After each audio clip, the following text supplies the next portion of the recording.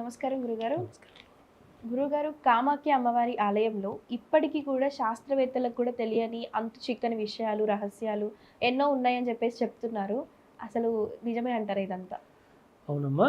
చాలా గొప్ప గొప్ప విషయాలు. శాస్త్రానికి ఫస్ట్ ఆఫ్ ఆల్ శాస్త్రవేత్తలు ఎవరు అంటే మనలోనే ఒకరు వారు కూడా. కాకపోతే ఇంకా కొంచెం యాంగ్జైటీ, ఎక్కువ విషయాలు తెలుసుకోవాలనే ఆతృతలో ఉంటారు వారు.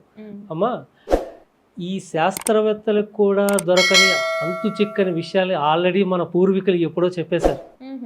ఎట్లాగా ర్యాకెట్ కూడా వెళ్ళని ప్రదేశాలకి మన పూర్వీకుల యొక్క ఆలోచనలు వెళ్ళిపోయినాయి.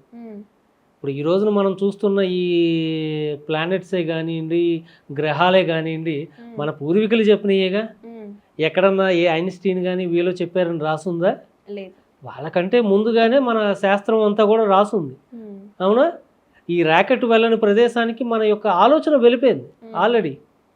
శూన్యంలో ఏముంది, శూన్యంలో ఉన్న శక్తికి మనం ఎలా కమ్యూనికేట్ చేసుకోవాలి, శూన్యంలో అబ్నార్మల్ థింగ్స్ ఏం జరుగుతున్నాయి, ఆ అబ్నార్మల్ థింగ్స్ని మనం శరీరంలోకి ఎలా తీసుకోవాలి, ఆత్మలు అనేవి ఉన్నాయా లేవా, ఆత్మలతో ఎలా కమ్యూనికేట్ అవ్వాలి, ఇవంతా కూడా ఒక శాస్త్రంగా మనం ఎన్నో రకాల శాస్త్రాల్లో కాళీ పురాణం దగ్గర నుంచి ఎన్నో పురాణాల్లో ఇవన్నిటిని కూడా నిక్షిప్తంగా రాసి పెట్టింది ఈ బుక్స్. ఏది సోకాలు మనం ఇప్పుడు చదువుకుంటున్న విధానాల్లో ర్యాకెట్లు కానీ, ర్యాకెట్ సైన్స్లే కానీ, వాట్ ఎవర్ ఇట్, వాటికంటే ముందే మనం విజ్ఞానాన్ని ఎప్పుడు చాలా దూరం వెళ్ళిపోయింది మనది.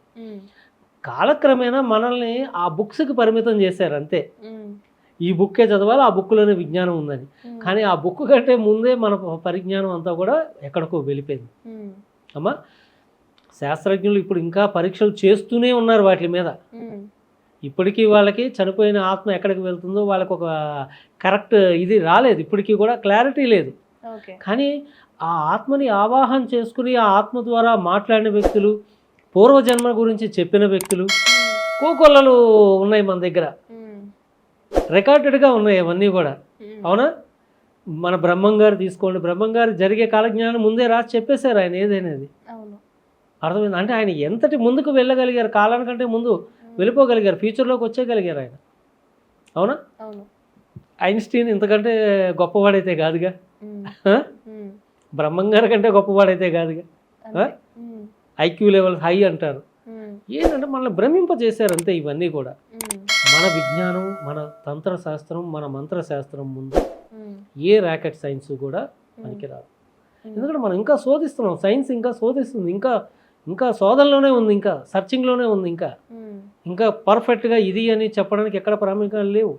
అదేవిధంగా భూమి మీద ఉన్న, మీరు అడిగిన ప్రశ్నకి, భూమి మీద ఉన్న కామాఖ్య దేవాలయం అందుకు ఒక నిదర్శనం. ఎట్లా అంటే ఆ తల్లి 3 రోజుల పాటు రజస్వాలు అవటం అనేది ఒక గొప్ప విషయం, నిదర్శనం అది.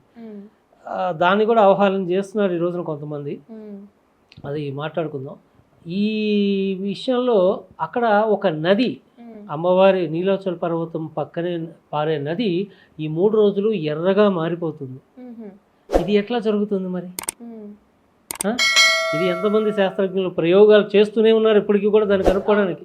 ఏదో సైంటిఫిక్ రీజన్ చెప్తారు ఆ పర్వతాల్లో, అంటే ఈ 3 రోజులు ఇలా వస్తుంది, ఈ 3 రోజులు ఇలా జరుగుతుంది అనేది. కానీ అక్కడ ఇది 7వ శతాబ్దం నుంచి కూడా అక్కడ ఉంది అనేది వాస్తవం. 7వ శతాబ్దంలో అమ్మవారి యొక్క యోని అక్కడ పడింది, అది 10 ముక్కలుగా అవ్వడం జరిగింది, అది దశమహావిద్యలుగా ఆవిర్భవించడం జరిగింది. అప్పటి నుంచి మన పూర్వీకులందరూ కూడా దాన్ని కాపాడుకుంటూ వస్తూ దేవాలయం నిర్మించి ఎంతోమంది రాజులు 12, 13 శతాబ్దాల్లో రాజులు అందరూ కూడా దాన్ని మంచి గుడిగా దాన్ని నిర్మించడం, పూజించడం, అక్కడ ఉన్న తంత్ర శక్తిని, అమ్మవారి యోనిలో ఉన్న శక్తి, విపరీతమైన శక్తిని ఎలాగా కాపాడుకోవాలి అనే దాన్ని చాలామంది పూర్వీకులు చేయటం. ఇదంతా కూడా ఇప్పుడిప్పుడు వచ్చిన సైన్స్, కానీ 7వ శతాబ్దంలో ఏ సైన్స్ ఉంది చెప్పండి? అదంతా కూడా ఇంకా అందని ప్రశ్నలు, అంతు చిక్కని ప్రశ్నలు ఇప్పటికీ అక్కడ ఉంటాయి. ప్రత్యేకంగా చూసుకుంటే మీరు అన్నట్టుగా ఈ శాస్త్రజ్ఞులు ఎక్కువగా వెస్ట్రన్ కల్చర్ నుంచి వస్తారు. సో ఈ వెస్ట్రన్ కల్చర్ నుంచి వచ్చిన ఈ శాస్త్రజ్ఞులు చాలామంది అక్కడ తంత్రగాళ్ళుగా ఉంటారు. మీరు ఒకసారి చూసుకుంటే అక్కడ ఈ 3 రోజులు కూడా ప్రపంచంలో ఉన్న ప్రతి ఒక్క తంత్రగాడు, ఈవెన్ ఇప్పుడు మేము చూసుకుంటే మాకు రష్యాలో, అలాగే అమెరికాలో, జర్మనీలో కూడా మాకు ఆశ్రమాలు ఉన్నాయి. అక్కడ కొన్ని వేల మంది మా దగ్గర తంత్ర సాధన తీసుకుని సాధనలు చేస్తూ ఉన్నారు. మన మతం కాదు, మన యొక్క విధానము కాదు, కానీ వాళ్ళు వేరే మతస్థులైనా కూడా వాళ్ళు మా దగ్గర నుంచి తంత్రం ఒక విశేషత తెలుసుకుని ఆ విశిష్టత వల్ల వాళ్ళు జీవితాల్ని మార్చుకుని మంత్ర సాధనలో ఉన్నారు. వీళ్ళందరూ కూడా మరి వచ్చి అక్కడికి దర్శనాలు చేసుకోవడానికి వస్తారు. మీరు ఆ రోజు చూస్తే ఎలా ఉంటుందంటే, ఈ 3 రోజులు కూడా అక్కడ జరిగే అంబుబాచి మేళాలో అక్కడ జరిగే విధానం చూస్తే సూటు బూటు వేసుకున్న తంత్రగాళ్ళని చూస్తారు. తంత్రగాళ్ళు మంత్రగాళ్ళు అంటే ఏదో సూట్లు, ఏదో వ్యవహారం అంతా వేరుగా ఉంటుంది, అఘోరలు అంటే వేరే విధంగా ఉంటారు అనే విధానం అక్కడ ఉండదు. చక్కగా సూటు బూటు వేసుకుని కూడా వాడు సాధకుడు. సాధకుడు అనేవాడు ఇలాగే ఉండాలని లేదు. వాడి స్థితి, మైండ్, బుద్ధి అంతా మారినప్పుడు ఆటోమేటిక్గా ఓకే, ఈ స్థితిలో ఉండాలి. ఇప్పుడు నాకు భైరవుడు, ఒకప్పుడు నేను కూడా నార్మల్గా ఉన్న వ్యక్తిని, భైరవుడు నన్ను ఆదేశించిన తర్వాత నేను ఈ విధంగా ఆయన ఆజ్ఞ ప్రకారం ఉండటం జరుగుతుంది. అలాగే వారు కూడా మారతారే తప్ప వ్యవహారం ఎవరు ప్రత్యేకంగా అక్కడికి చక్కగా సూటు బూటు వేసుకునే వస్తారు. అక్కడికి చాలామంది ఫారినర్స్ వస్తారు, అందరూ ఆల్ ఆఫ్ ది వరల్డ్.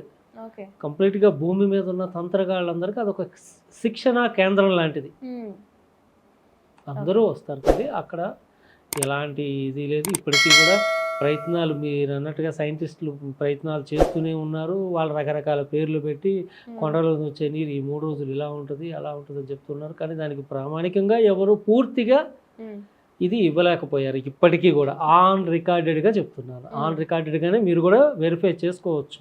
పలానా శాస్త్రజ్ఞుడు దీని గురించి పూర్తిగా విశ్లేషణ చేసి ఇది ఇచ్చాడు అని చెప్పడానికి ఇప్పటి వరకు ఎవ్వరూ ఇవ్వలేదు. ఓకే గురుగారు, మాకు మా ప్రేక్షకులకి కామాఖ్య అమ్మవారి గురించి ఎన్నో అపోహలు ఉన్నాయి, వాటన్నిటిని నివృత్తి చేశారు. మీకు ధన్యవాదాలు.